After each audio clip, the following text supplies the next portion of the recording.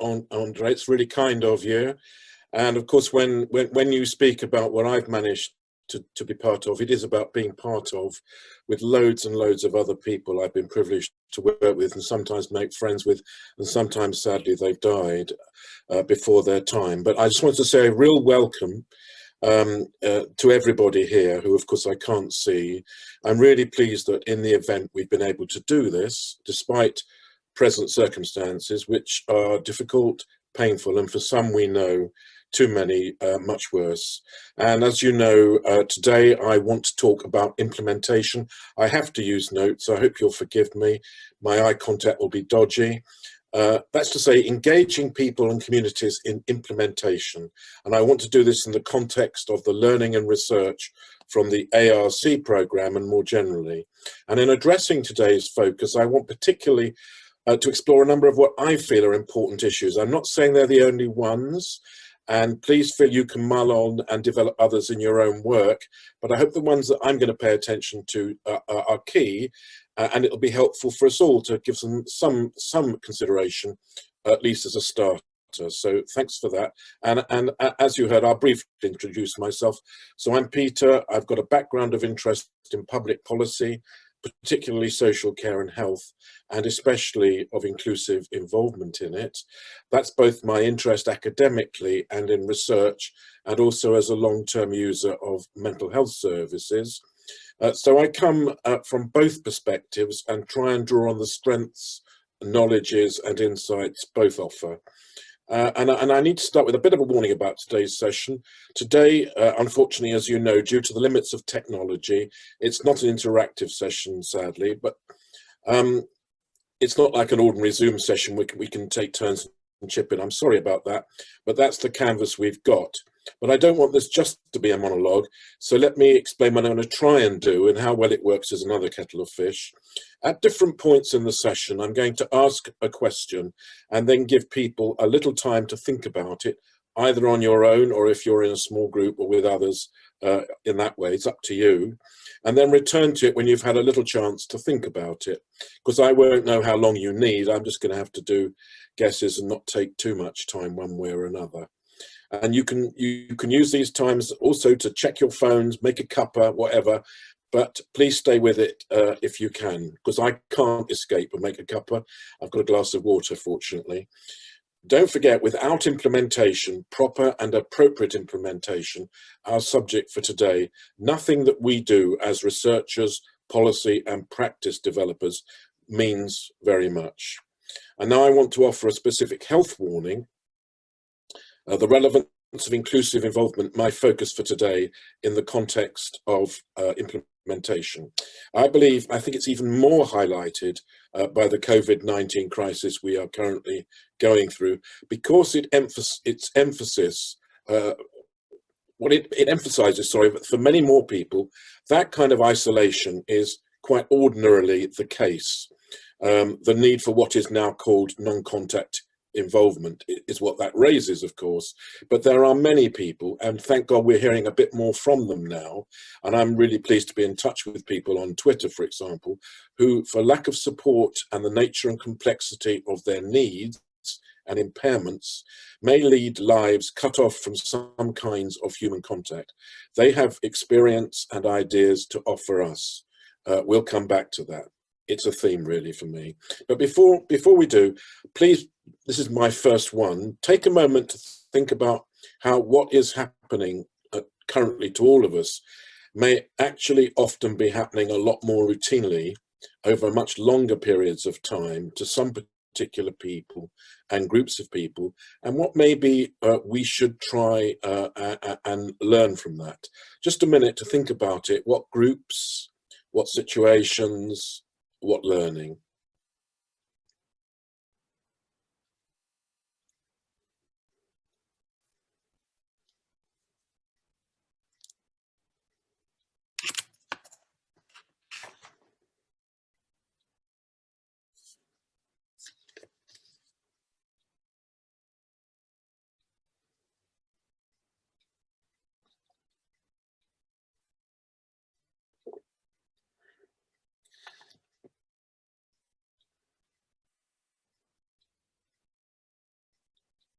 So just a first thought, if you've had that chance, and I hope you've had a little chance to do that and reflect on people whose routine lives are more like the lives that we are, many of us, most of us, living under lockdown, lives where we can't go out, where we may be restricted to one room, our bed, where we may have very little space, not have computers or even smartphones for communication, however helpful that might be.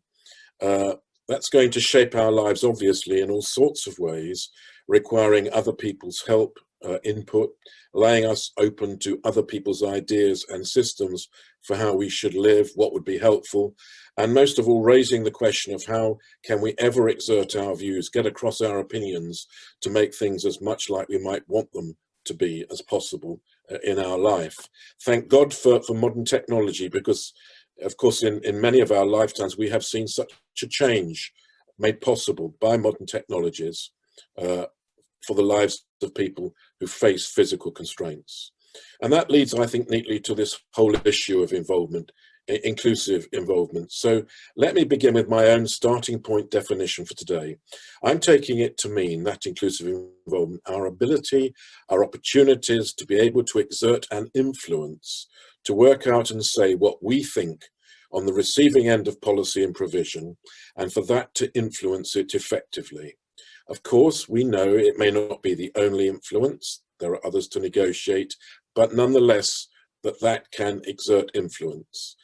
Of course, we also know that involvement can mean a lot of things, but that's my starting point for today. And when I say inclusive involvement, which I'll come back to, I mean involvement that accesses everyone as equally as possible. And I hope these are definitions that are all right for you. Skip too far by. Next, I need to say something about what I'm taking implementation to mean. Okay, again, of course, my focus is inclusive involvement in that implementation. So what I'm talking about, what I'm taking implementation to mean, well, put simply, how new ideas, new evidence, new approaches, new needs, new issues and problems, new responses to all those get identified and then put into practice to improve the lives of people as patients, service users on the receiving end. I'm not actually assuming that that's always the ambition to improve things. We know that welfare reform has had the opposite intention very frequently. But what I've just said is, for me, the essence of implementation, even in relation to welfare reform, grimly in that case, making it happen. But let me make an overriding point as far as I'm concerned. And I think for anyone whose interest in policy and services is from being on the receiving end about this implementation, engaging people and communities in implementation. And I think it's so important, therefore, to discuss it through this paradigm of participation. And that point is that implementation is everything. You know, everything else, it's nothing much really without this reality of on the ground. And let me explain what I mean. What I'm trying to say is that you can have any ideology, any intention, any aspiration, any set of principles and objectives underpinning a policy, a service, a system, a provision, and innovation.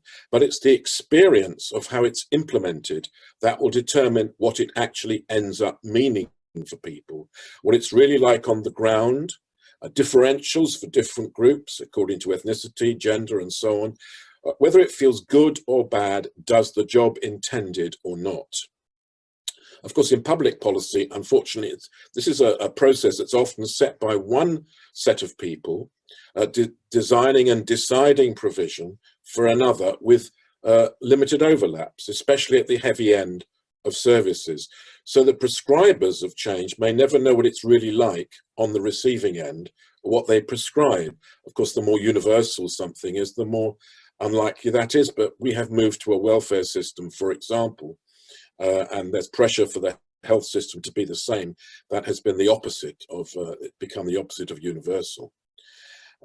So these people, with all the best will in the world, may persist in thinking it's like they intended, or hope it's like, And that can be a million miles from the received reality. And I speak as someone who has spent a lot of time thinking and working on what services and support actually end up being like, as well as using some of the heavy end. And I should stress, as one who's had a lot of experience on the receiving end of mental health, benefits, housing, environmental health, land use planning, homelessness, and other areas of public policy, that this is an important issue to grasp. And I have to say that too much of that experience that I've had, for example, has been negative. Too much people have had very little say in it, including me, and significantly a lot of it not very good, regardless of what the intentions of policymakers and politicians actually may have been, good or bad, over many years. This is not just a reality of more recent neoliberal years. So I'm asking you now to take another minute, if you wouldn't mind, to think about all this sort of stuff in your own life. These are secrets we can keep to ourselves, your own personal life, without needing to share it, of course, with anybody, particularly when you think in relation to what are meant to be helping or caring services, how they've actually felt, whatever those experiences or of people close to you have been, you know, however unremarkable, routine, what it's actually felt like. Just a minute. Has it always been positive? If not, what's it felt like? And why do you think it may have felt like that for you or someone close to you?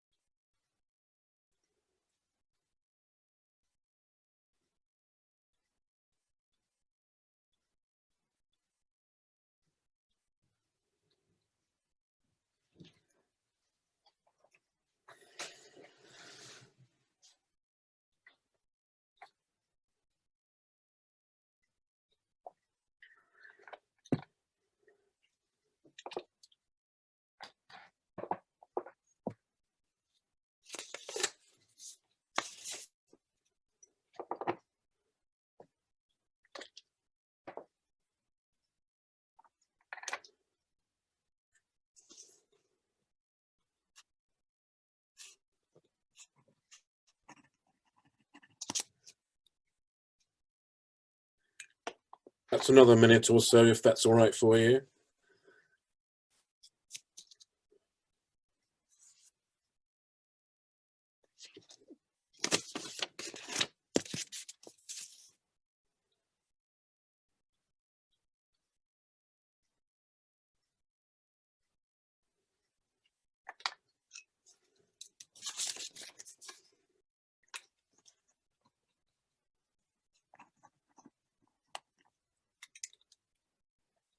Okay, I hope that was time to be useful.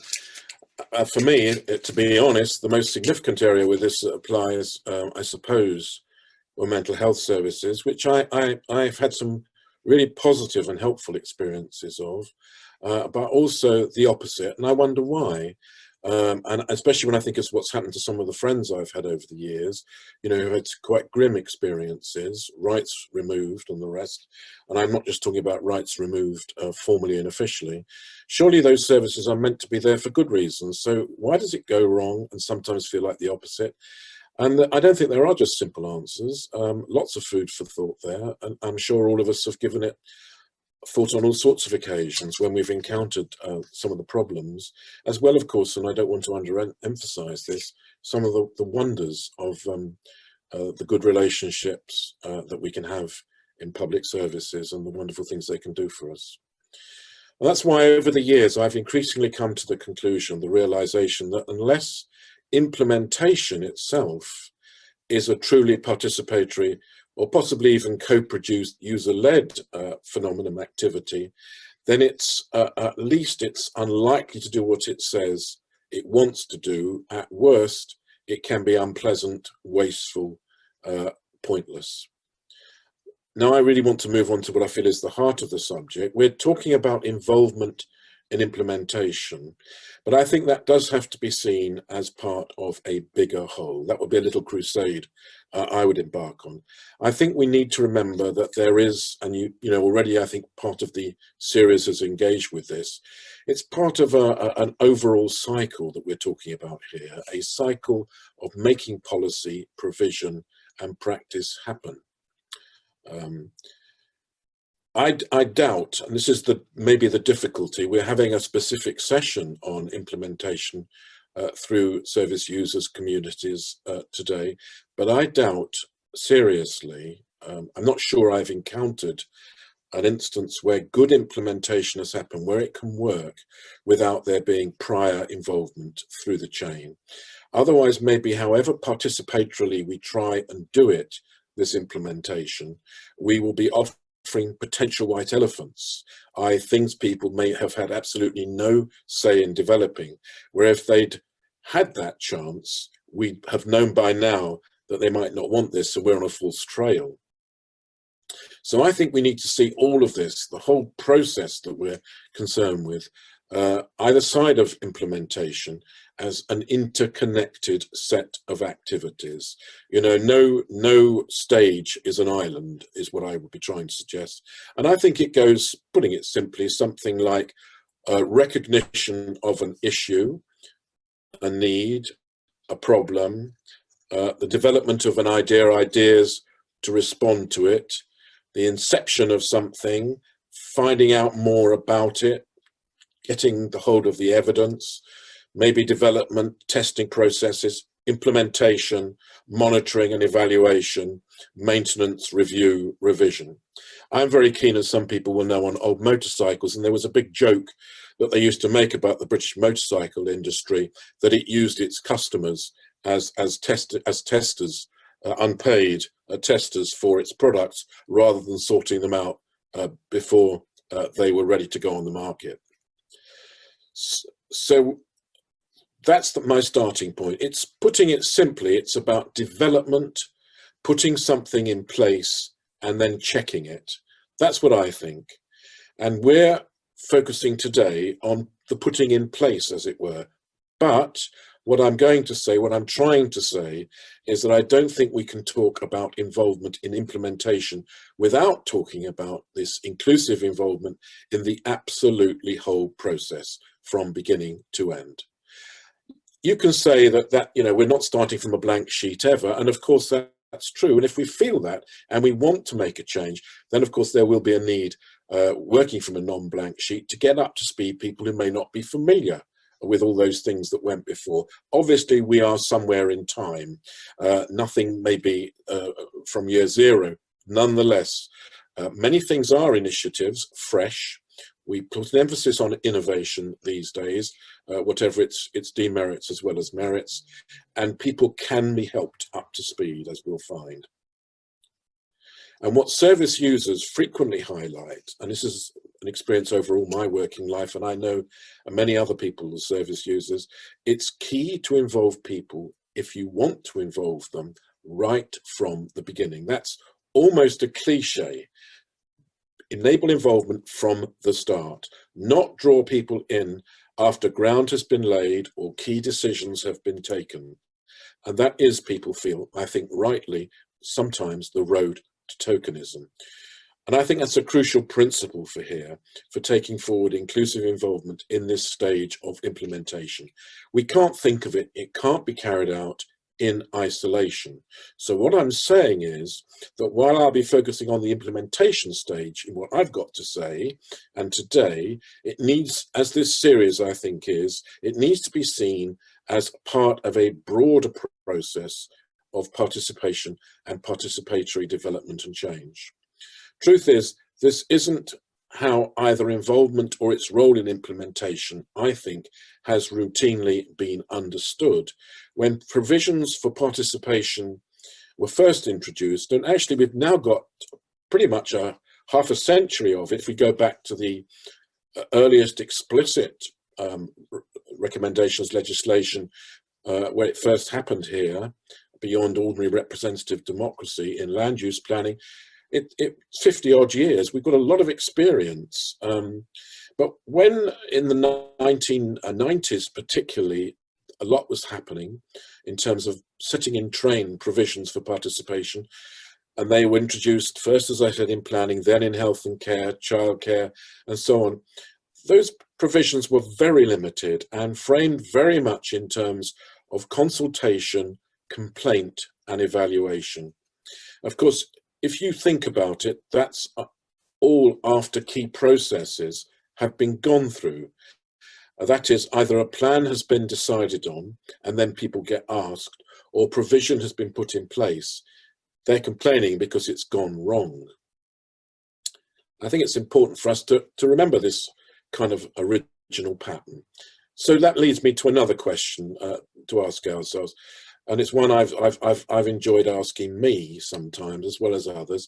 Ask yourself, have you ever complained about anything serious, if not less serious, public policy or any aspect of service? How did it feel? How did it feel? That might be related to how it went, but how did it feel?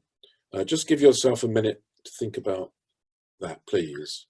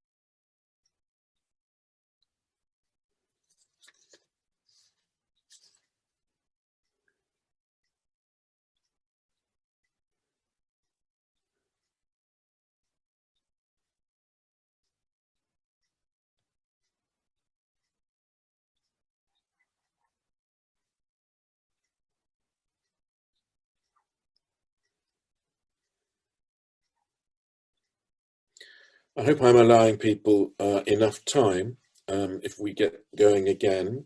Just first thoughts, and please, maybe when you're locked in later, you'll have time to think about these questions again, and I hope people might. Anyway, what came up for you? Just from my experience, it can be great if something goes wrong and you can get it sorted, by your intervention. A good feeling, but in the longer term, it can also feel, why did I have to go through all that? And truth is, often complaining doesn't give us good feelings. It can make us feel like we're just moaning, make us wish we hadn't done it, that it was nasty and unproductive, that we were, at the end of the day, actually just making an attack on the frontline people whose fault it really isn't. And I know sometimes, especially if it's like an occasion, a social occasion, and you want to have fun and you feel off duty, the last thing you want to do is have an argument. And I do remember, just briefly, at a big mind conference years back, a terrific guy who was doing a plenary was talking about when he had complained, an absolutely open and shut case, he said, using disability discrimination legislation. And he had won. It had been a straightforward case, and he had won. And his advice to us, he said, I can give you my advice, he said at the end of his presentation, in 3 words. If you're faced with a similar situation. Don't. I thought that was so revealing, and it reminds us of other very serious situations where people are wronged and, for example, go to court and then talk afterwards about the court feeling like another equivalent awfulness to the original experience. So complaining doesn't strike me as, it's not a bad idea. It's got to be there, but not as a line of first resort. It can be hard and painful. We need to have opportunities to get things right at the beginning before it's gone wrong, which is why we're talking about implementation. Now, let me come on to inclusive involvement and implementation. I think what works here is what works for all stages of involvement, not just implementation. So hopefully we're starting from the premise that when we come to implementation, we are already in some kind of an ongoing process of seeking to having a culture of involving as diverse a range of service users, especially service users with relevant needs and experience as possible, both individually and collectively from their own groups and organizations, in influencing and having an impact on what happens. In my view, what really helps to make that happen, to be truthful, the ideal is developing a relationship with local service user, disabled people's user-led organizations. And I distinguish those from traditional charities. But increasingly, sadly, with funding cuts, they may not be available. So then I think it's important to try and build a group of one's own with as much support and independence as possible for that group, so it can take on an independence and a life of its own. What isn't helpful, in my view, and we so often hear this, is to get hold of a service user, one service user with perhaps limited experience of involvement and focus narrowly on them, put an undue burden on them and on what they say. If they don't have support, capacity building and other service users around them, I do believe this can be setting someone up to fail. It can be tokenistic, and I think it's unlikely to be good enough. All the usual things need to be in place for decent user involvement to work well. That includes what we think for anything that we're putting in place: a budget, a system for paying expenses, and if wanted by the service user, payment and other support costs. We need an admin system to back this up in a good way. I'll come on to a key support cost later, the support needed and efforts to ensure truly inclusive involvement. However, and this is the big point we live with, it's not kind of like an accident that befalls any initiative that we should have to feel we come to unprepared. For a range of structural reasons, calls for involvement tend to get biased responses. The irony is that the groups often most needing to be heard are also, sadly, those most likely to be left out. We have to make something better happen. It won't just happen on its own. We should now be owning up to our determination not to rest with such a biased routine approach to involvement. We've got to be doing more to make it more inclusive. That's why I now almost invariably talk about involvement with that word inclusive dovetailed onto it.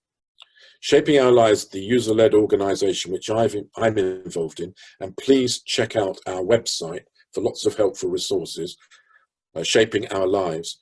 With government's support, we carried out a major 4-year research and development project beyond the usual suspects to find out more about which groups of service users tend to get left out of participatory schemes and initiatives.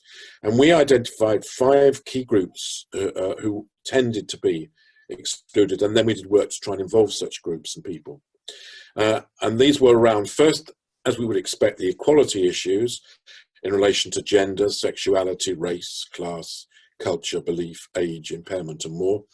Where people live, if they're homeless, in prison, in welfare settings, institutions, refugees, asylum seekers, and so on.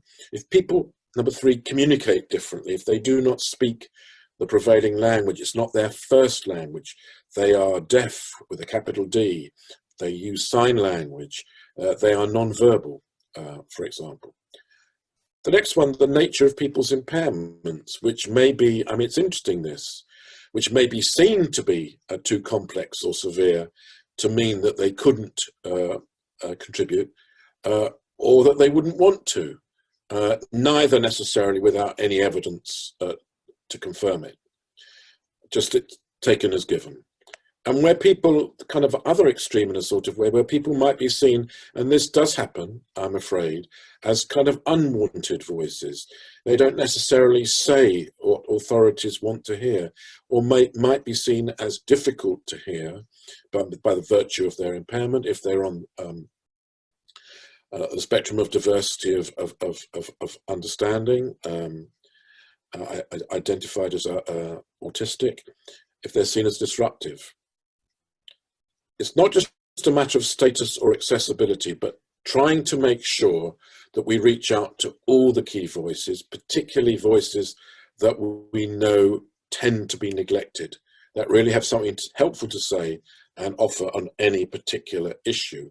Remember, in relation to this idea and issue of inclusive involvement, it's about working together with people in different groups, from different groups you may be familiar and also unfamiliar with, sometimes in new patterns of relationships, working in inclusive ways, challenging rather than reinforcing inequalities and hierarchies. Now, that is actually, if we're honest, quite a big deal for most of us.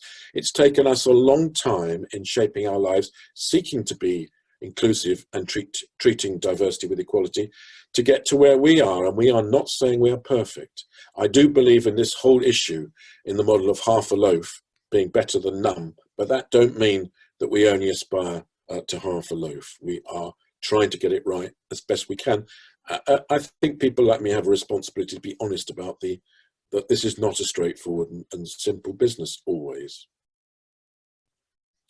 And there's another question I think it's helpful to ask in relation to the issue, perhaps in our research or our desire to implement it, which we should ask ourselves with regard to our own focus. Who makes the particular difference in this issue, in this community? And to seek to make sure that we really recruit, we don't stop there, but we really recruit their involvement and support. We don't just think about the conventionally statusful people, but also people who may exert an influence and be valued informally.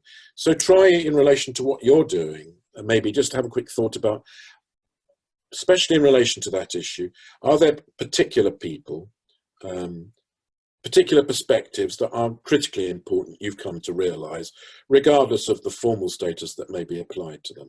Have a quick think on that.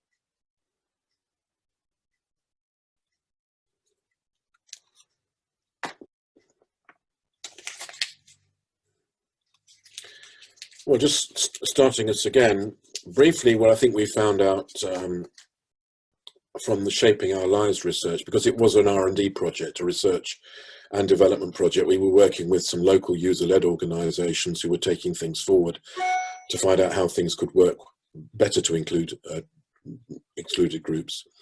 Was that if we really wanted to challenge the kinds of exclusions, then the first requirement was to do the opposite of what often happens in involvement schemes, which is to wait for people to come to you or hope they will. We had to reach out to people, to go to them, perhaps to go to their communities, to go to their community leaders, but not stop with their community leaders, move beyond them, to get their involvement rather than expect them to come to us. And the value of community development, community action approaches to do that. And that would be my headline suggestion to everyone. And it's key to gaining inclusive involvement, and one step at a time. We will always fall short of our ideal in enabling everyone to have a fair and equal involvement, but we continue to aspire. Our reach will be limited by our grasp, but we still keep at it.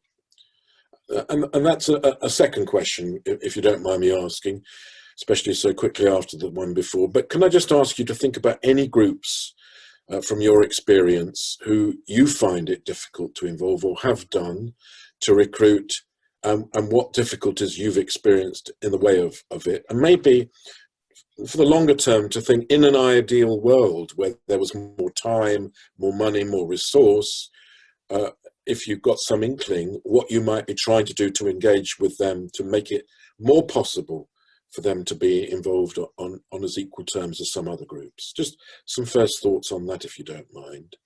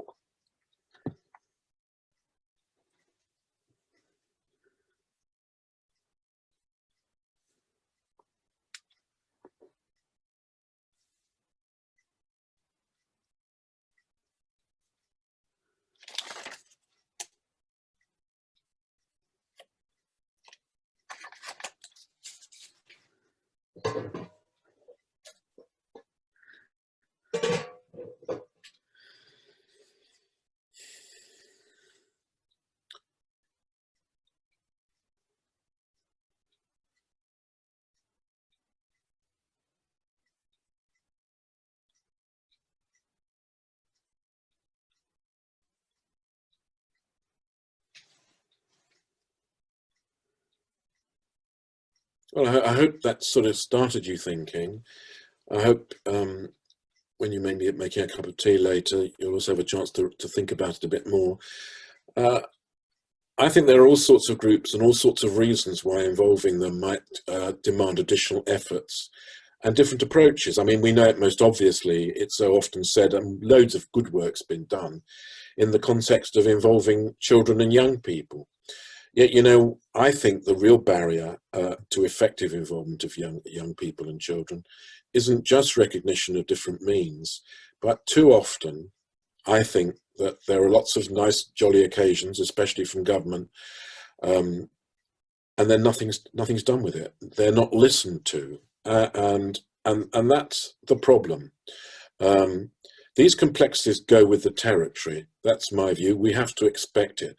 But what I think has made for, with particularly some groups, and I would say this is particularly true for Black and minority ethnic communities, that people just have, I'm afraid, justifiably too often, an experience that no one listens, even when you're asked. Even then, they've asked you, you've taken the trouble to do something, and they still haven't listened.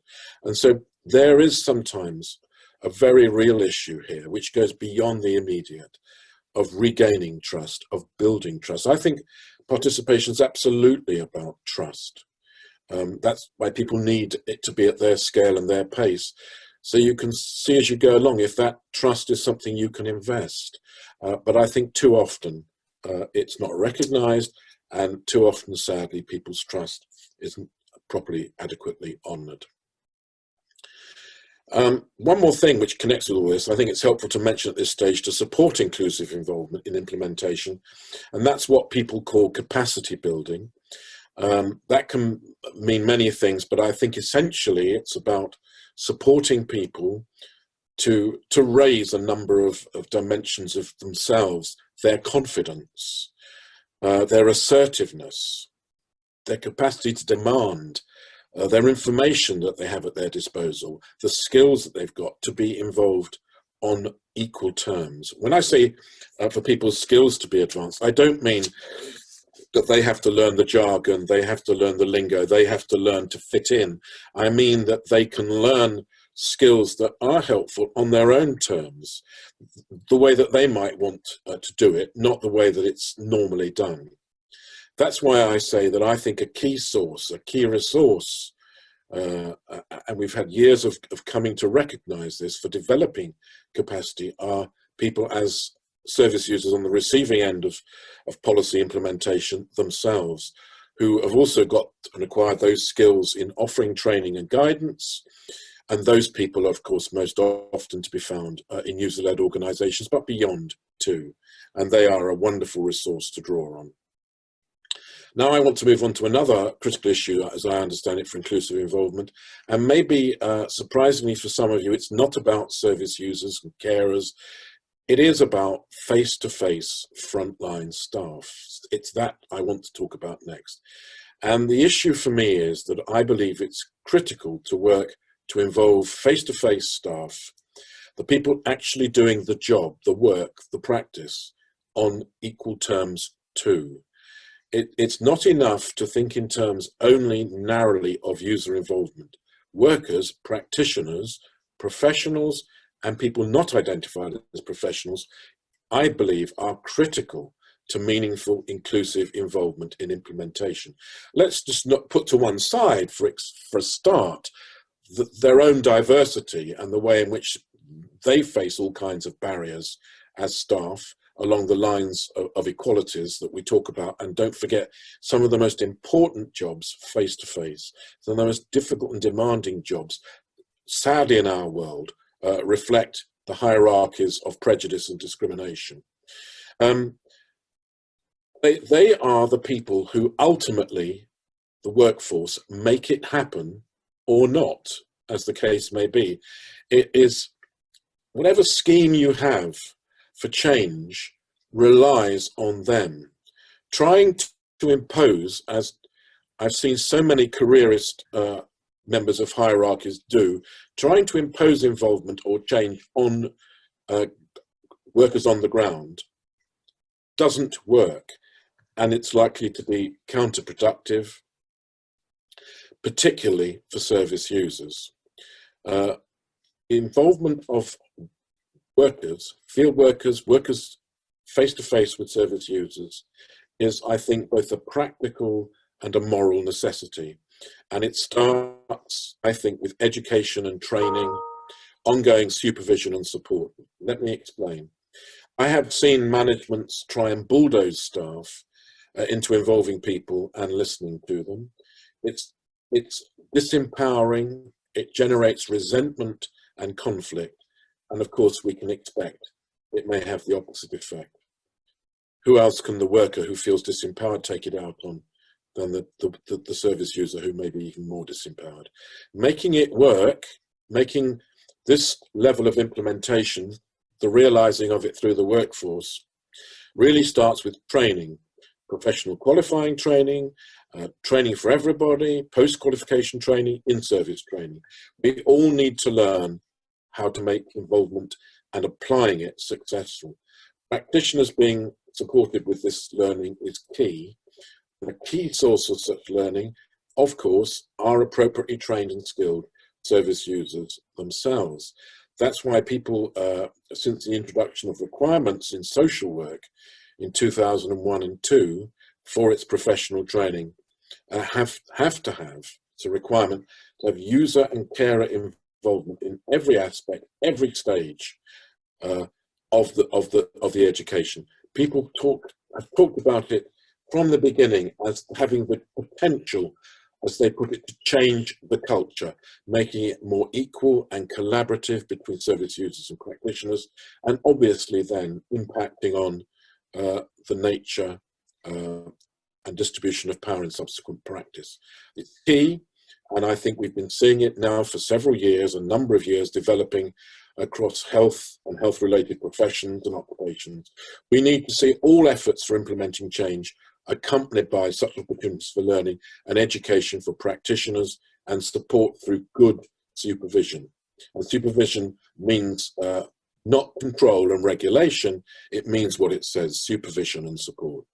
Best of all, we need such learning to value and be heavily based on involving service users in providing it and giving equal value to the practice wisdom, the occupational, experiential, lived experience and knowledge of practitioners, as well as that they gain in the classroom, not seeing it as a substitute for, but having a value alongside the first-hand knowledge, the experiential knowledge of people on the receiving end of policy and services. So now I'd like to ask you briefly to reflect on yourselves as practitioners and researchers. Do you feel you need help to involve service users? And do you feel your experiential knowledge as a human being, not just as a professional, is important to you if you're maximizing your abilities to work in more participatory ways? I'm not saying there's a right answer to this, just if you could think about it, you know, about bringing our whole self into the work we do and into this process of participatory implementation. Just pause for a moment on that.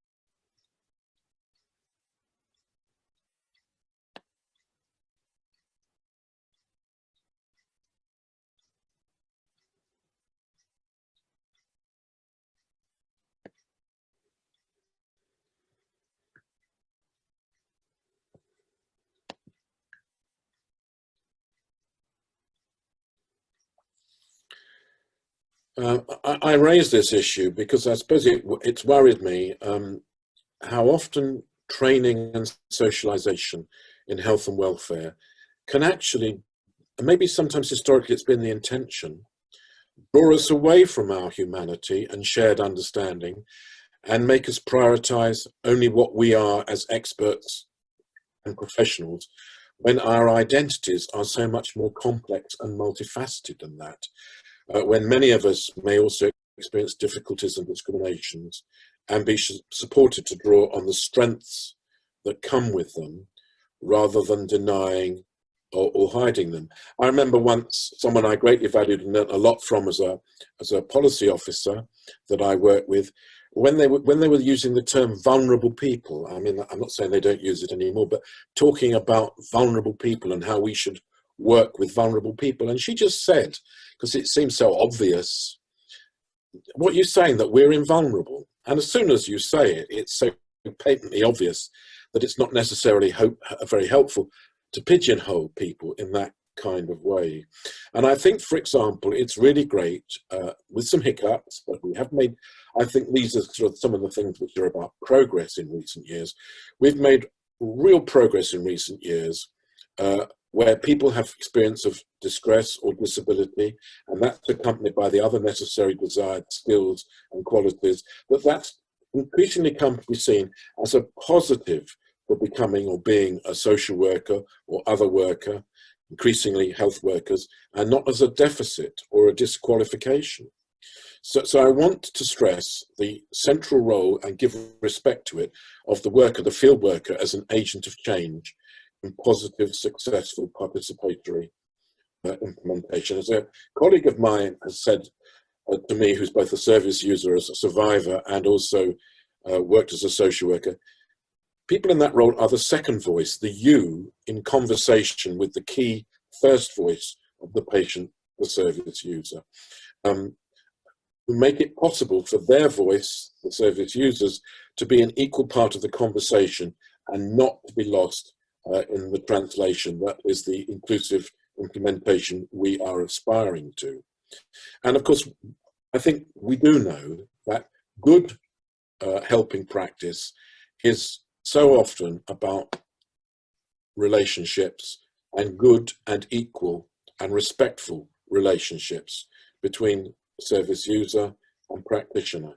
And that's another reason, I think, why this recognition of the second voice, recognition of the role of the field worker, is important. There are loads more things I know we could be talking about in the context of inclusive involvement, in the context of involvement, but I want to end with just one more. That's to remember the importance of monitoring and evaluating our attempts at implementation, but to remember that these attempts, these processes, must themselves, of course, also be participatory and inclusive, and take account of the need to include the perspectives, the insights, the ways of doing it, the lived experience of people on the receiving end of implementation, service users, the insights, of course, specifically of user researchers and user evaluators. So I want to stress the importance of involvement through all phases of implementation, because it's got its post phases as well as its actual phase and what went before, as being inclusive and iterative participatory processes. I'm coming now to the end of what I wanted to say. The time's still okay, I think. So let me try and start adding up the principles for good, inclusive, participatory implementation. But for me, have been emerging, and this is always, we have our own lists, what works for us and for others. So one, involvement in implementation is not a one-off thing. It's part of a bigger process. We need to recognize and be honest about that. We also need to be honest, and I haven't said this yet, but I think it's a necessary taken as given, about what is on offer, what kind of participation is available for people in this case. And we know that can be anything from basically control and co-production right through, we want to hear what you say, we're not promising that we'll be able to act on it. All of those, I believe, can be legitimate as long as they are, each of them, made clear.